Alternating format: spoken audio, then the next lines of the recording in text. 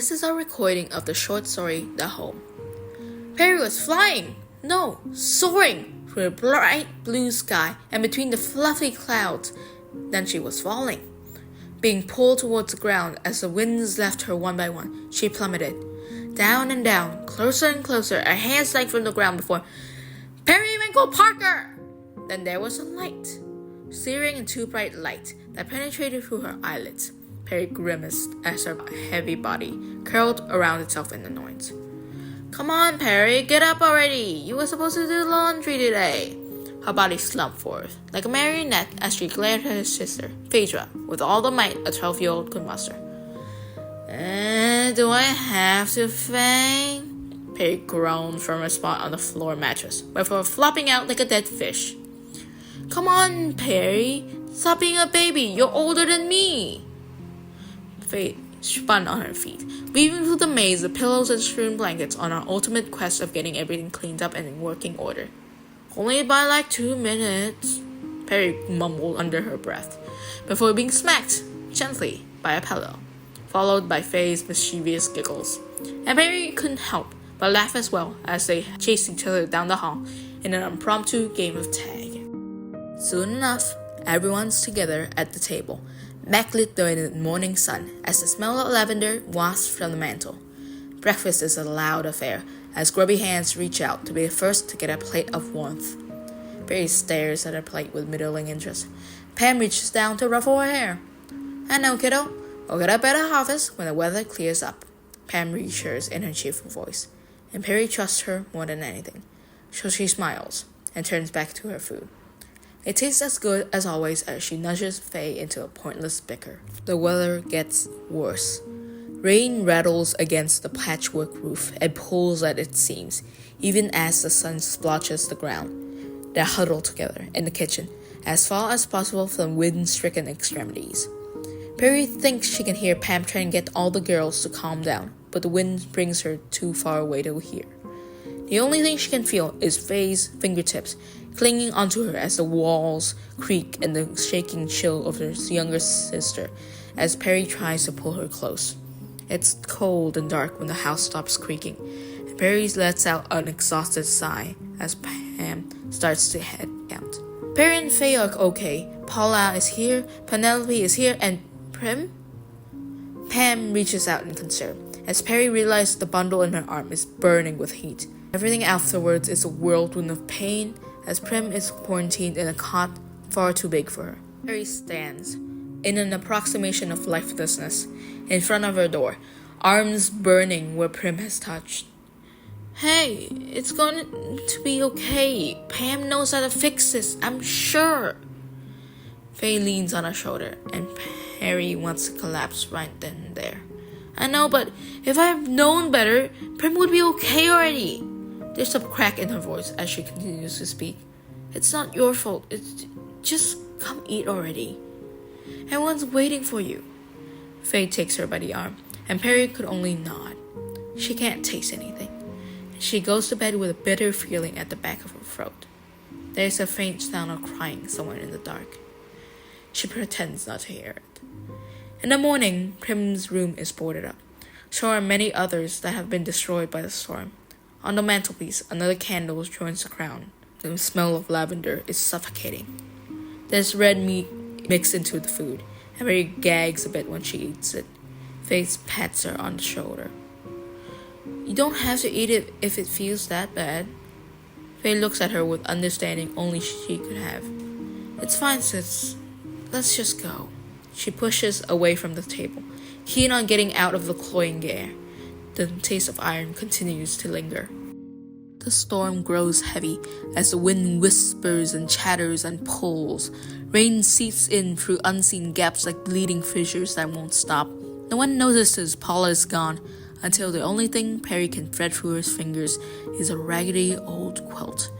She sits trembling at the table, hands fisted into the soft material till they start to bleed. Her body moves without her, eating without tasting, looking without seeing, every action done through her sore and bloody hands. She crumples when Faye holds her. Like a broken doll, she curls into her sister's chest and cries. hands still squeezing that accursed blanket, trying to bring the dead back to life. In the dark that seems forever, Perry gagged through her sobbing tears, frozen by the present, but terrified of tomorrow. The taste of bile is thick in her mouth even in the sunless morning. The mantle remains unlit, with no matches to light. She doesn't remember when the lightning strikes, doesn't remember when she grips on for the dear life of another, how the creaking wood stabs into her fingers, but the straining hold of the hand within her own burns infinitely more. What is seared into her brain is the moment where it breaks, like a faulty record that repeats again and again. One futile effort that slips and Penelope was gone, stolen by the wind and the uncaring storm.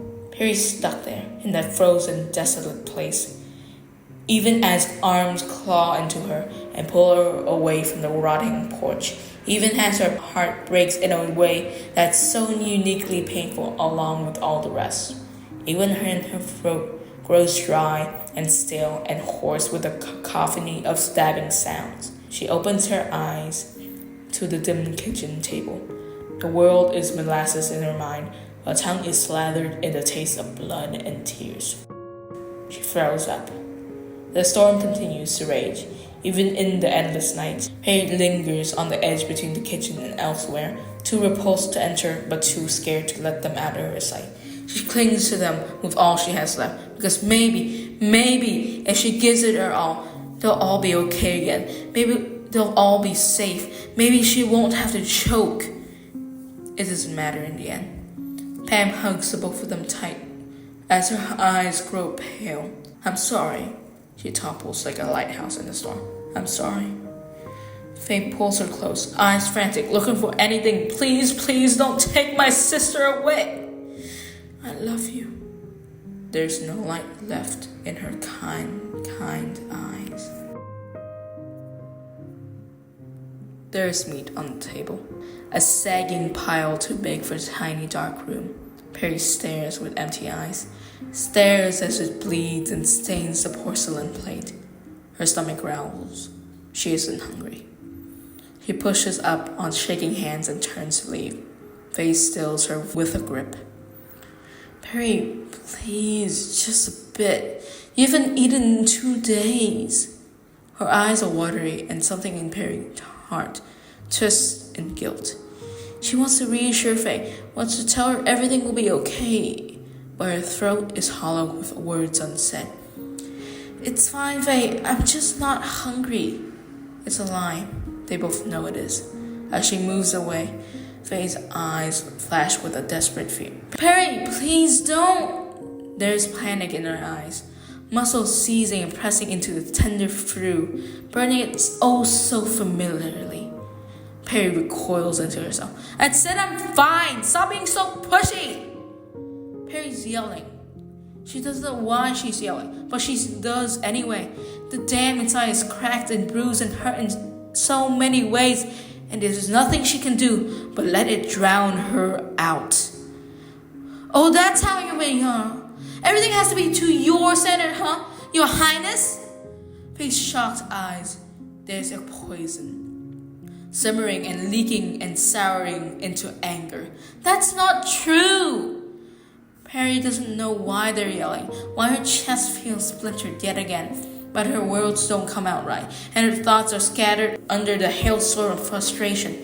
Why can't you just eat like a normal person? Faye screams like a stampede, with a goalless fury that overwhelms her. Because it feels wrong! It feels like wrong! Like it's my fault! Like it's me! Like I'm wrong! Something inside her breaks, with a visceral snap.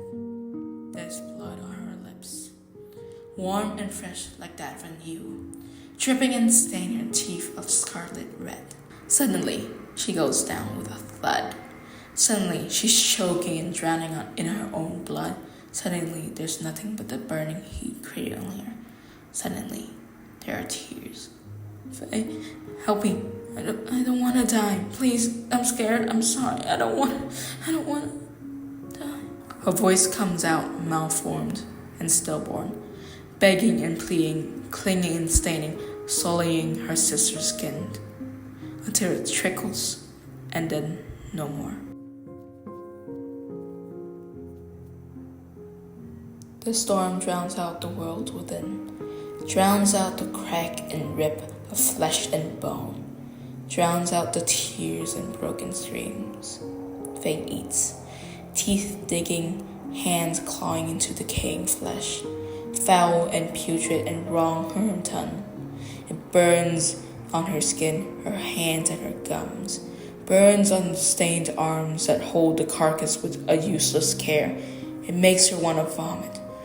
But she's so hungry. She eats and eats, and she has never been so alone.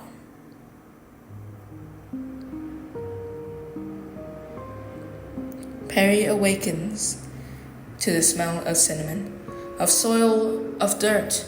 It takes her a while to see the one laying next to her, lanky and older with a smattering of scars, but undoubtedly her sister. She stares. Then she smiles, nestling back down into the well of blankets. Questions can wait. The future can wait. For now, the sky is clear. For now, she is content. I hope you enjoy.